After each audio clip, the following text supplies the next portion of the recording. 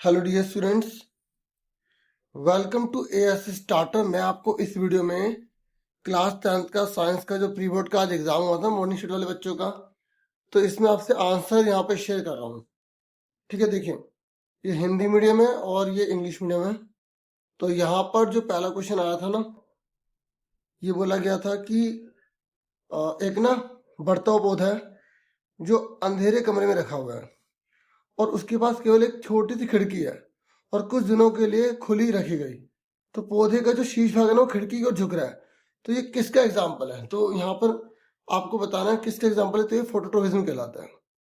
जब तना जो है ना सूर्य की रोशनी की तरफ जाने लगे तो वो फोटोट्रोपिज्म होता है। ठीक है, पानी की तरफ जाएगा तो हाइड्रोट्रोपिज्म। ठीक है, अभी हम ज़्यादा डिस्कस नहीं करेंगे, पेपर के क्वेश्चन आंसर पेपर डिस्कस करते हैं। सेकंड है, ये कह रहा है कि निम्नलिखित भागों में से मस्तिष्क का कौन सा भाग मानव शरीर की मुद्रा और संतुलन को बनाए रखता है? तो जो आपको ब्रेन के 3 पार्ट है ना, उसी के अंदर है जो और पार्ट होते हैं, उन्हीं के रिगार्डिंग आपको बताना था कि जो पोस्चर है और जो बैलेंस है उसका काम कौन करता है? तो वो करता है सेरिबेलम। फिर नेक्स्ट ये कह रहा है जो अमीबा है ना, वो जो फूड को ऑब्टेन करता है वो किसके थ्रू करता है? तो वो सूडोपोडिया। ठीक है, पादप के जरिए। फिर नेक्स्ट ये कह रहा है पत्ते पर स्टार्च की उपस्थिति की जांच करते समय पत्ते को अल्कोहल में उबालना क्यों जरूरी है? ताकि उसमें से क्लोरोफिल जो है ना अलग हो सके, अगर उसमें अवेलेबल होगा तो। ठीक है, C, to remove the chlorophyll. When carrying out the starch test on a leaf, why is it important to boil the leaf in alcohol? To remove the chlorophyll. फिर नेक्स्ट है फिफ्थ, ये कह रहा है कि आपको करेक्ट सीक्वेंस पता लगाने बाइनरी फिजन में। पहले क्या होता है, फिर क्या होता है, फिर क्या होता है, उसके हिसाब से आपको बताना है। तो यहाँ पर आप देखोगे ना, अमीबा के खंडन के लिए सबसे पहले क्या होगा? न्यूक्लियर का डिवीजन होगा, फिर साइटोप्लाज्म का डिवीजन होने लग जाएगा, फिर दो संतति का निर्माण होगा। तो इसका आंसर ए है। ठीक है, फिर नेक्स्ट है 6th क्वेश्चन। ये कह रहा है कृत्रिम बताओ परतंत्र कौन सा था जो इंसान ने बनाया? तो क्रॉपफील्ड हो गया, इंसान ने बनाया। फिर यहाँ पर 7th है, ये कह रहा है खाद्य श्रृंखला में प्रत्येक उच्च पोषी स्तर पर अपघटनीय ना होने वाले कीटनाशकों का एकत्र होना किसे कहते हैं? मतलब वो अपघटनीय नहीं हो पा रहे। ठीक है, नॉन बायोडिग्रेडेबल पेस्टिसाइड्स है ना, तो उसी का बोलेंगे बायो मैग्निफिकेशन। फिर उसके बाद है 8th नंबर। यहाँ पर इससे बोला है कि जो टॉल ट्री है वो डोमिनेंट है और जो शॉर्ट प्लांट है वो रिसेसिव ट्रेट वाला है। ठीक है, तो F1 जब उनकी प्रोग्रेनी होगी, जब उनकी मतलब आगे की पीढ़ी आएगी तो सारी की सारी बड़ी होगी। बिल्कुल ठीक, आपने पढ़ा होगा। ये टीटी है और ये टीटी है, तो पहली बार जो जनरेशन होगी F1 वो सारी बड़ी होगी। फिर ये कह रहा है फिर जब इनका प्रोग्रेनी करवाई जाएगी तो फिर ये कह रहा है when the tall plant F1 progeny are cross short plant repair to F2 progeny. तो ये कह रहा है शॉर्ट प्लांट दोबारा से नजर आएगा। हाँ, 3 बड़े हो जाएंगे और एक छोटा हो जाएगा। ये कह रहे ट्रेड जो होते हैं वो इंडिपेंडेंटली इनहेरिट होते हैं, पूरी तरह स्वतंत्र होते हैं। ये तो पूरी तरह गलत है, क्योंकि अगर इंडिपेंडेंटली होता तो फिर हर बार नया चीज होती है ना, तो पुराने से वो कुछ ले ही नहीं होते। तो इसका मतलब क्या है? इसका आंसर क्या? ए ट्रू है, आर फॉल्स है। ठीक है, समझ में आ गई? पहली बार में चारों बड़े थे, फिर अगली बार में क्या हुआ, बोना पौधा आया है ना। फिर अगला देखो, तो इसका आंसर क्या है? सी। फिर नेक्स्ट है ये 9th क्वेश्चन है, कह रहा है एक खाद्य श्रृंखला में पोषक स्तरों की संख्या लिमिटेड होती है। हाँ, आपने पढ़े होंगे, टॉपिकल लेवल लिमिटेड ही तो है। ये कह रहे पोषक स्तर से अगले पोषक स्तर तक ऊर्जा की हानि होती है। होती है, बिल्कुल ठीक है, तो दोनों ठीक है, ये आंसर आ गया। रीजन भी सही बोला है। ठीक है, ठीक है, बाकी ऑफिशियल आंसर की भी आएगी, उसमें और अच्छे से आपको पता लगेगा। ठीक है, तो 10th क्वेश्चन है, तो ये कह रहा है जब अवायवीय श्वसन होता है तब अंतिम उत्पाद क्या बनेंगे? देखो ये जो यीस्ट है ना, इसमें इथेनॉल बनता है।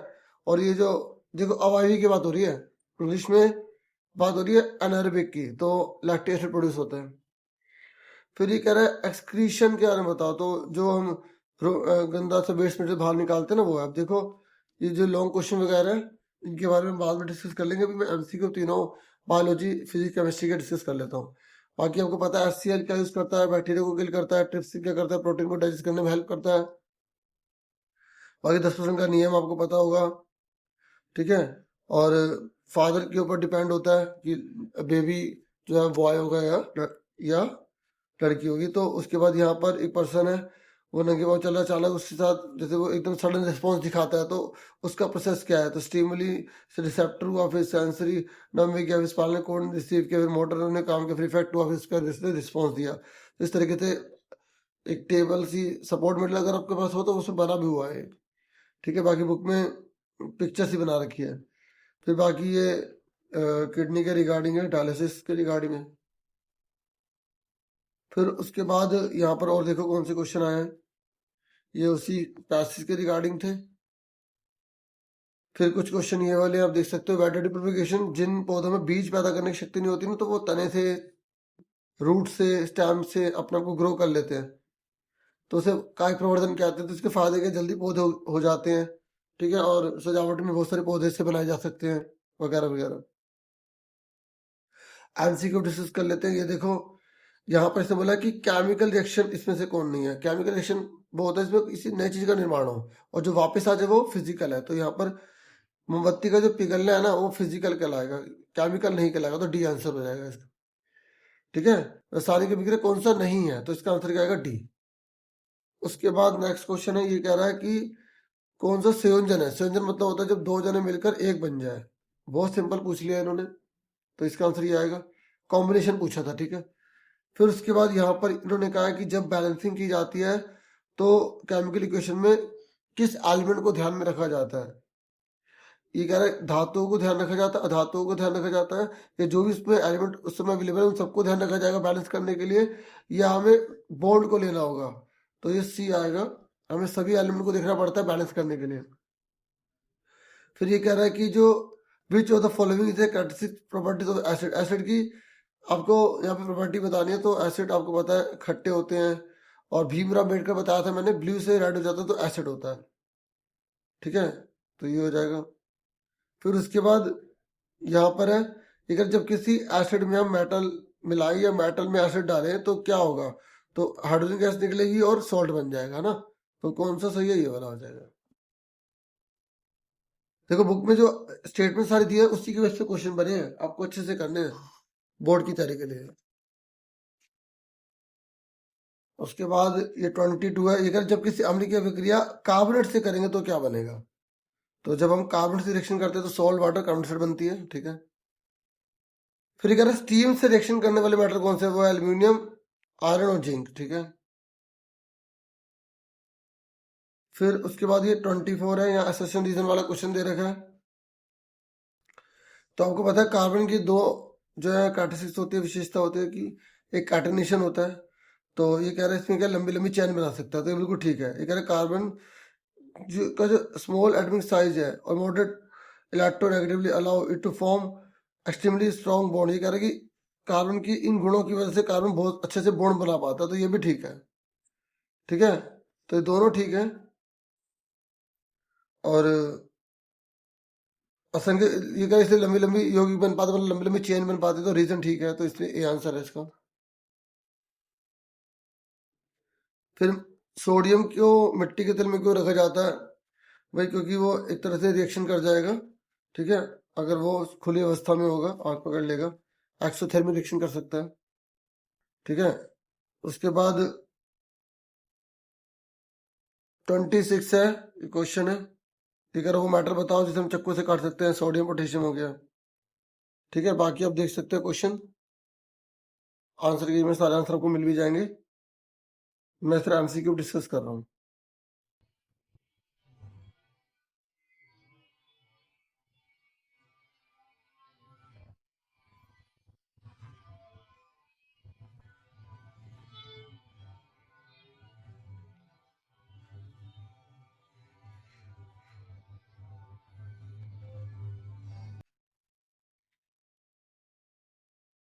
अब देखो यहाँ पर कॉनकेव मिरर है, इसमें से किस में यूज होगा, सोलर कुकर में यूज होगा, बाकी में कॉन्वेक्स होता है, ठीक है। अवतल दर्पण किस में यूज होगा, सौर कुकर में।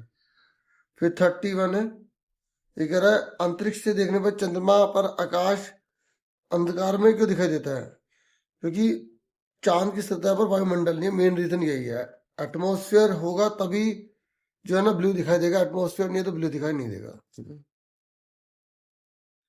32 है यहाँ पर, ये कह रहा है लेंस की जो शक्ति होती है ना उसका SI जो मात्रक है इकाई डायोप्टर होता है, बिल्कुल ठीक लिखा है, ट्रू है, डायोप्टर होता है।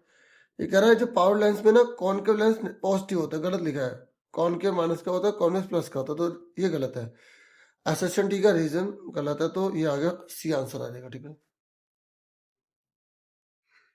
फिर उसके बाद ये न्यूमेरिकल है, ठीक है। देखो अब सारे लिखा है तो ये कौन सा होगा, कॉनकेव लेंस हो गया, और कॉनकेव लेंस है तो उसके हिसाब से फॉर्मूले में एफ माइनस का हो गया, और यहाँ पर हमें एफ दे रखा 20, और ये इमेज बन रही है 10 माइनस की, तो हम फॉर्मूला लगा देंगे 1/f 1/v, ये तो सॉल्व करेंगे तो माइनस का 20 आ जाएगा। बाकी रेसिस्टेंस किस पर डिपेंड करेगा, तार की लंबाई अगर ज़्यादा है तो रेसिस्टेंस बढ़ेगा, अगर एरिया बढ़ेगा तो रेसिस्टेंस कम हो जाएगा, टेम्परेचर है तो उसके ऊपर डिपेंड करेगा, ठीक है। बाकी क्वेश्चन थे न्यूमेरिकल जो है, आगे है वो भी देख लो।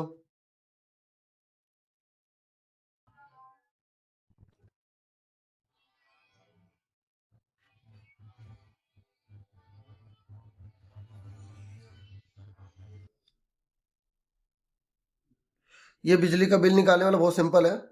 अगर ऐसा क्वेश्चन आए तो आपको क्या करना है कि 5 घंटे हैं, देखो क्वेश्चन में बता रखा है कि सितंबर का महीना इनके 30 दिन है, 1 यूनिट 6 रुपए की है, तो पहले टोटल यूनिट पता लगा लेंगे।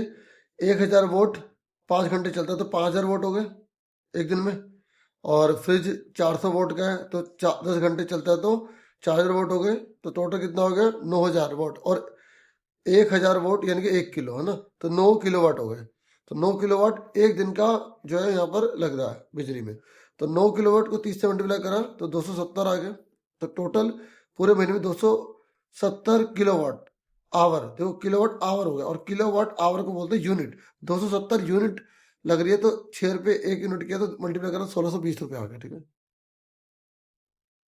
उसके बाद नेक्स्ट क्वेश्चन है ये, यहाँ पर देखो ये पैरेलल में दे रखा है, और पैरेलल में दे रखा है तो पैरेलल वाला फॉर्मूला लगा देंगे। ये देखो सबसे हमें v कितना दे रखा है 12, ठीक है, और R1 R2 R3 दे रखे हैं। इसने बोला कि हर किसी में जाने वाला करंट बताओ। देखो जब पैरेलल होता है तो करंट अलग अलग होता है और v सेम रहता है, ये याद रखना, ठीक है। और सीरीज की अगर बात करें तो करंट I सब में सेम रहता है और v और R अलग अलग होता है, ये आपको ध्यान रखना है, ठीक है।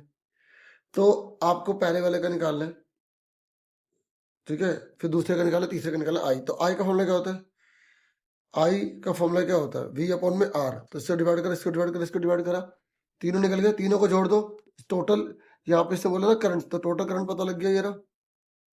और इससे बोला रेसिस्टेंस निकालो, तो रेसिस्टेंस का फॉर्मूला क्या होता है 1/R1 1/R2 1/R3, तो 1/10 1/20 1/30 सॉल्व कर दिया, फिर उल्टा कर देंगे 7/11 आ जाएगा, सॉल्व करेंगे आंसर आ जाएगा, ठीक है। और टोटल करंट निकालना है ना, तो टोटल करंट हम ऐसे भी निकाल सकते हैं अगर हमें टोटल रेसिस्टेंस पता लग गया तो अब देखो कि ये आंसर है ना, अगर टोटल करंट पता लगाना है तो 12 को डिवाइड कर दो 60/11, 11 ऊपर चला जाएगा, तो इसको डिवाइड करके सॉल्व करोगे तब भी इतना ही आएगा 2.2। टोटल अगर हमें पता लग जाए तो टोटल से भी कर सकते हैं, ये तो तीनों को अलग अलग निकाल के जोड़ भी सकते हैं, ठीक है। समझ आ गई, आई सिंबल होता है इसलिए आई लिखा था। तो इतना ही था इस वीडियो में, वीडियो को लाइक, चैनल को सब्सक्राइब करें। Thank you for watching and listening careful, take care.